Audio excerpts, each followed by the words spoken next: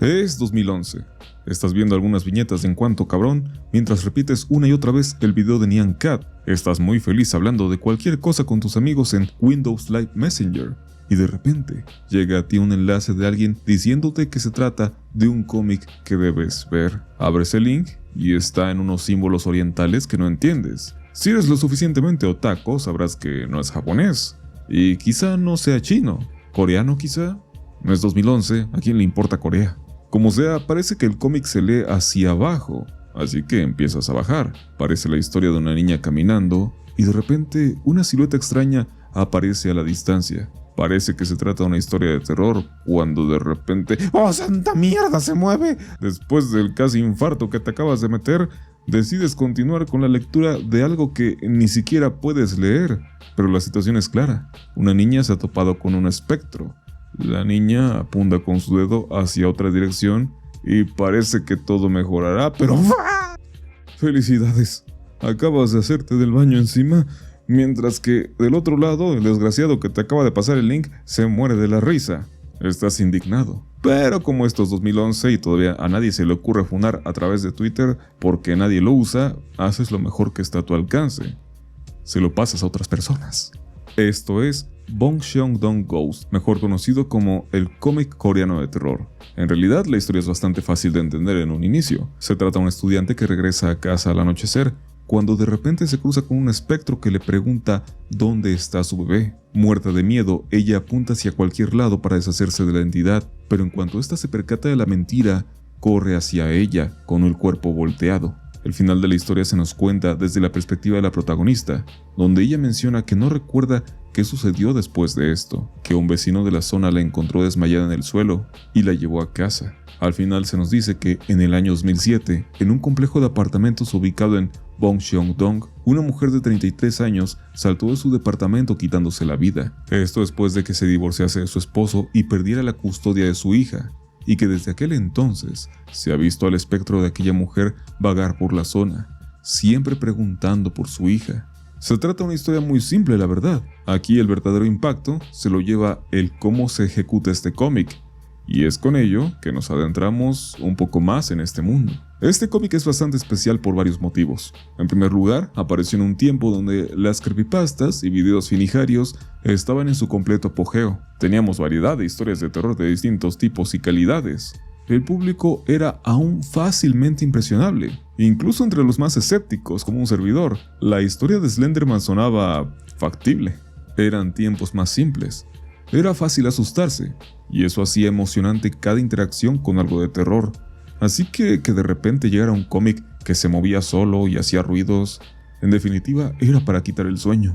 Hoy, en 2024, cualquiera puede decir: ¡ay, si es una animación flash toda culera, eso no asusta a nadie! Pero en ese entonces, insisto, tenía su gracia. Había cosas como Blind Maiden, un sitio que prometía que si lo visitabas a la medianoche aparecería algo aterrador en tu pantalla, y al sol de hoy debo confesar que nunca lo intenté porque me daba miedo. Pero la idea de que el terror se volviese real con el mínimo de interacción ponía en otro nivel las cosas. Pero entonces vale preguntarse, ¿qué era aquel cómic coreano? Esta es una historia interesante. Por principio, hay que decir que el que este cómic llegara a nuestro lado del mundo fue en gran parte gracias al blog del dibujante Scott McCloud, quien el 23 de agosto del 2011 publicó una entrada dando a conocer la novedad de este cómic que se mueve solo y alabando el concepto. Los comentarios de la publicación reafirman este recibimiento. La sensación de perder el control en tu navegación para que se cuele este susto era tan choqueante como fascinante. Y en verdad, este punto de partida ayudó bastante. En aquel entonces McCloud escribía muy seguido en su blog. Hoy ya hace una entrada cada 2 años. El formato de blogs ya no es tan popular. Nadie entendía de qué iba el asunto. No sería sino hasta varios meses después que llegaría una traducción al inglés, pero en serio, no hacía falta. Hay emociones que son universales, y el terror es una de ellas. La popularidad del cómic coreano empezó a extenderse como la pólvora, y pronto, correos de cadena, enlaces maliciosos en diversas páginas, e incluso videos de YouTube hablaban del asunto. Y es entonces que sí que es momento de echarle un vistazo más allá de este tema, el cual me sorprendió saber resultó ser mucho más profundo e importante de lo que hubiese pensado. Por principio, el autor de esta obra es Choi Jong-ho, mejor conocido como Horang, que significa tigre. Nació en 1986 y comenzaría a publicar sus cómics en línea en 2007. Esto último es importante.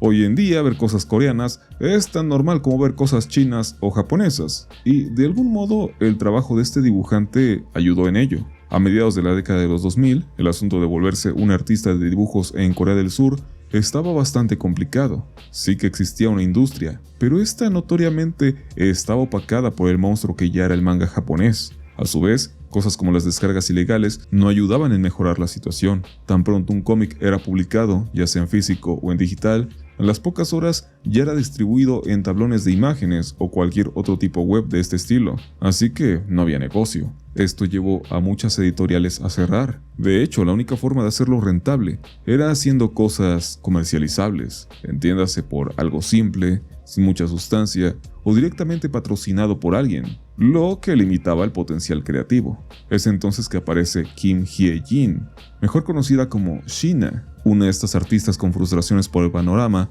quien decidió aprovechar un espacio en Naver, el principal portal de internet de Corea del Sur, para publicar una historia en este peculiar formato descendente. En aquel entonces, los webtoons no eran tomados muy en serio. Aunque Naver ofrecía el espacio, dada su naturaleza, estos eran vistos más como trabajos de artistas vagos, o en el mejor de los casos, simples historietas complementarias de la sección de entretenimiento, algo así como las tiras cómicas que uno puede encontrar en el periódico. Aún así, Sheena apostó por este formato, y entre ser aceptado por la moderación de Naver, poco tiempo después encontraría un público muy interesado en su obra, la cual, por cierto, va de un chico de 19 años que quiere exprimir al máximo su adolescencia, el cual se involucra con una chica de 21 años, que tras fallar en sus intentos por ir a la universidad a causa de un accidente, es vista como escoria de la sociedad. La historia va por el camino del romance, pero mete esos contrastes entre lo que se espera de un joven y un adulto, con apenas un par de años de distancia. Pero también la historia es contada en parte por gatos.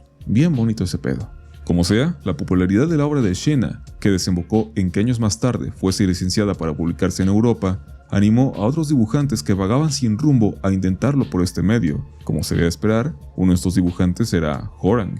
Él había trabajado para una empresa de diseño y otra de videojuegos anteriormente, por lo cual tenía algunas ideas novedosas sobre aquello que podría implementar en sus obras. Justo en 2007, en medio de la movida que los webtoons estaban provocando, él debutaría con una obra llamada A Thousand Years of Fairy Tales, la cual era una suerte de compendio de historias fantasiosas tradicionales de la cultura coreana, algo muy alejado a aquello por lo que sería conocido. Por ahí haría otro webtoon llamado Canción de las Nubes o algo así, que iba sobre una banda de músicos o algo. En realidad, entre la barrera del idioma y que estoy medio güey, encontrar cosas de las primeras obras de Horang no es tan fácil.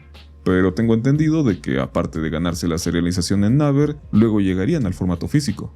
Esta nueva movida de cómics diseñados para ser leídos en línea en realidad estaba cambiando bastante las cosas.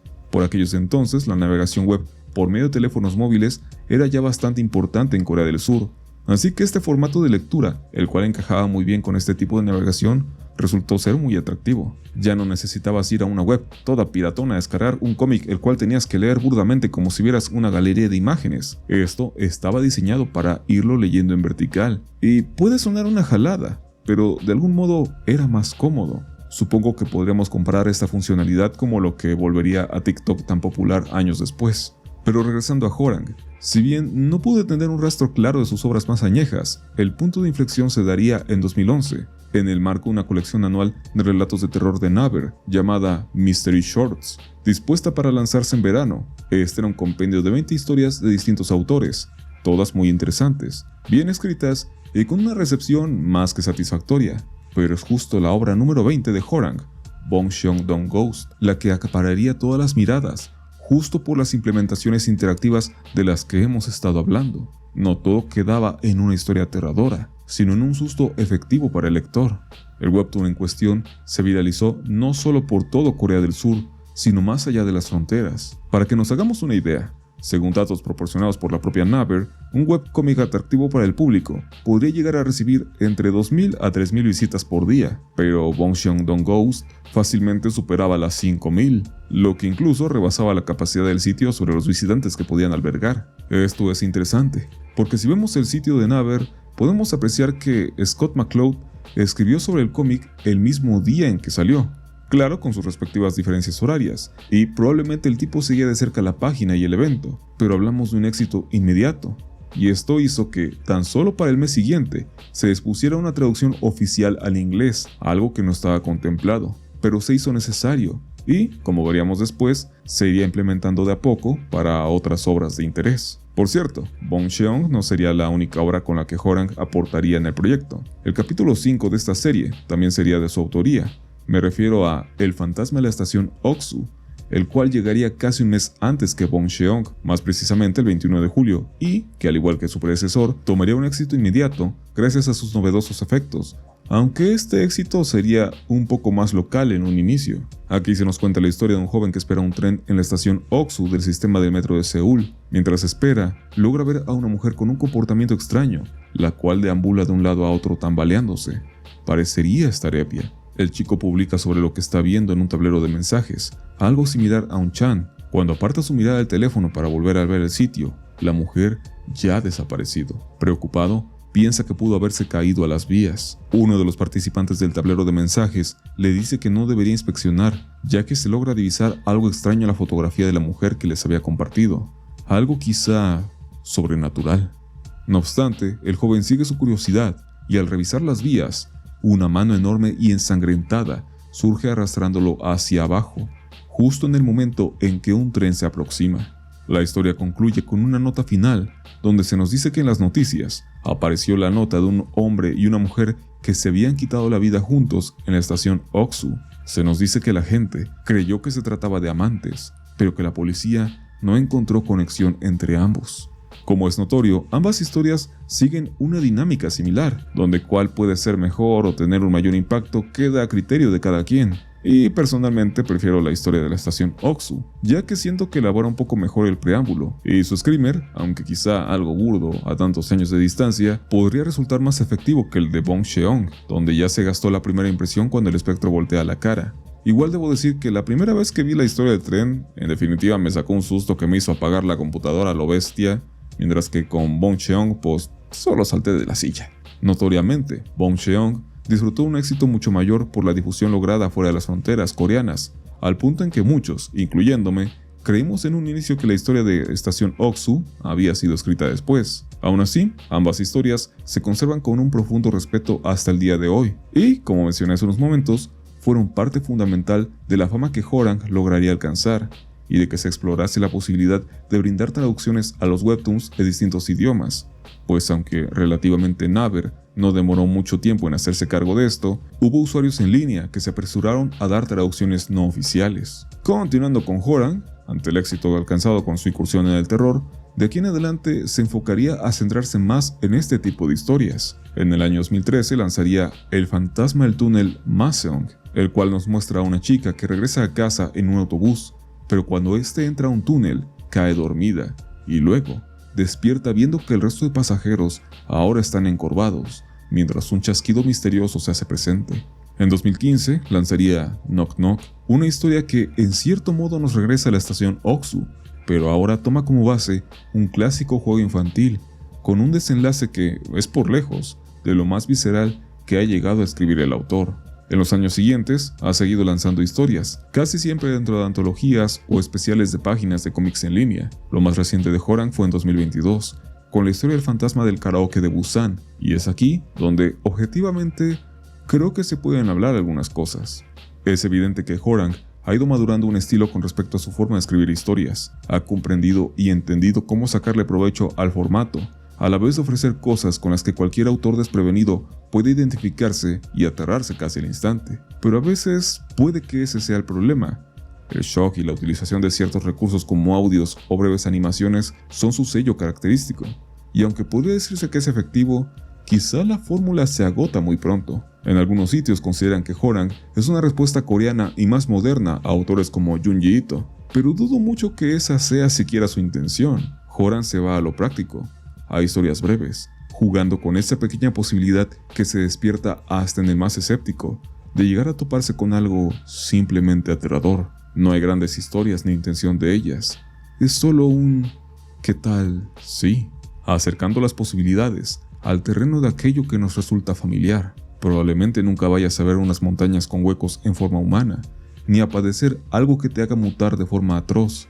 Pero ¿qué tal si, mientras jugueteas en Google Maps, ves algo terrible? ¿O qué tal quedarte atrapado en un elevador y ver que no estás solo? Jugar con esa clase de miedos a que una situación tranquila se vuelva algo extraño es algo que todos hacemos, y la peor parte es cuando existe evidencia de que algo sí que puede pasar. Y es que, por ejemplo, la historia de la estación Oxu toma como base un acontecimiento ocurrido el 14 de febrero del año 2009, cuando un hombre se quitó la vida arrojándose a las vías del tren en una hora tan pronta como las 5:30 de la mañana. El asunto se volvió aún más desafortunado cuando horas más tarde un trabajador que había ido a recoger el cuerpo murió también. Esto después de haber sido golpeado por un tren. En el caso de Bong Xiaodong, aunque es medio difícil encontrar fuentes confiables, parece que, efectivamente, alguien se quitó la vida en un complejo de apartamentos en el año 2007.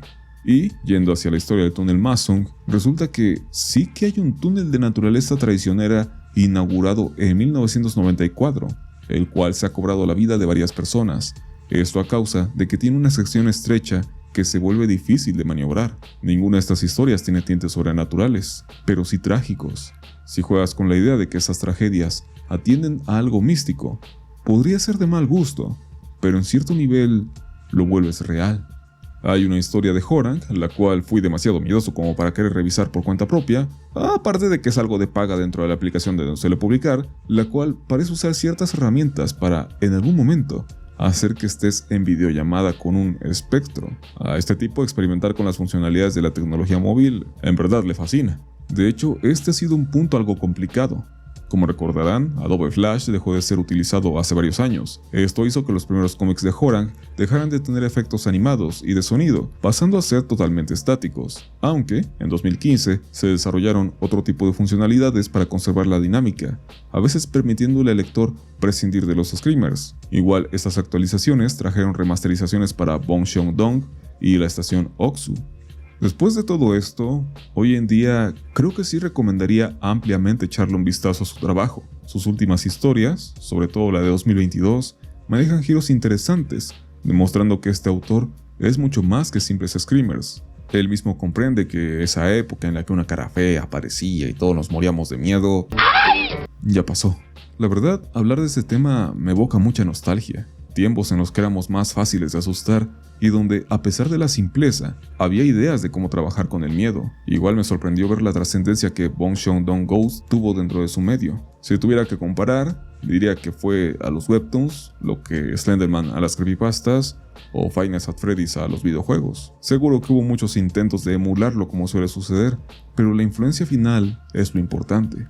Así que ya sabes, la próxima vez que vayas a ver tu drama basado en un webcómic, piensa que es posible, gracias a un fantasma en pijama buscando a su bebé. Antes de terminar, le doy las gracias a quienes dejaron sus super gracias en el video anterior, los cuales son Nikix, Becore, Víctor Alejandro, Zero, Normal Person y Vega Vargas José Alfonso. Si quieres aparecer al final del próximo video, simplemente deja una propina para el chesco. Muchas gracias por ver, espero que te haya gustado. Nos veremos en el siguiente para recordar cómo nos asustábamos de cosas bien babosas. Mi nombre es Yoshimitsu. Sayonara.